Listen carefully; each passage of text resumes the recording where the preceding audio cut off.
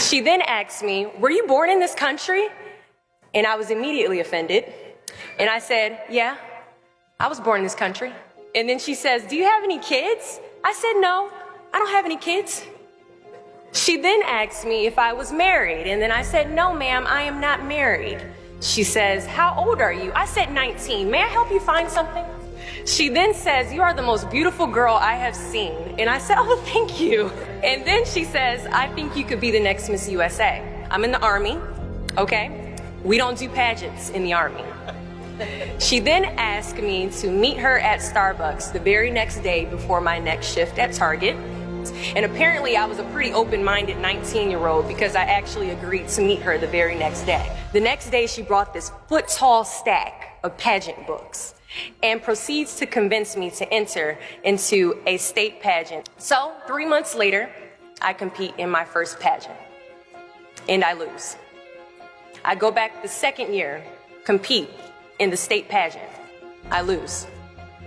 Go back the third year, compete in the state pageant and lose. Go back the fourth year, compete in the same pageant and lose. I go back the fifth year, y'all.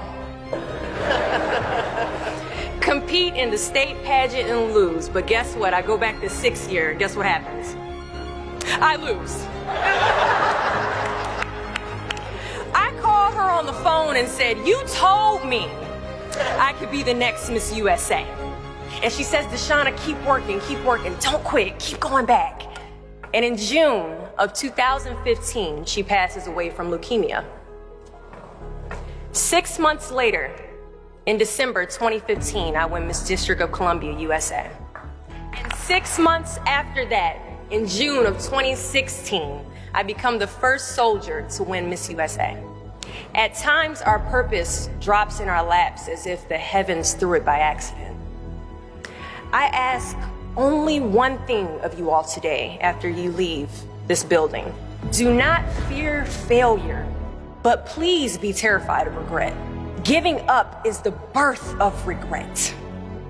After you walk out this door, you will receive 100 doors shut, slam in your face. You will have 100 moments that will be filled with someone telling you no, or telling you, thank you for your application, but we regret to inform you that we've chosen a different candidate for this job. You will sit in 100 different interviews and you will not get the job.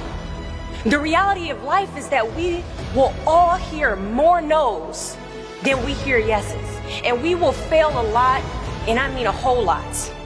But what I ask of you today is to not take no for an answer.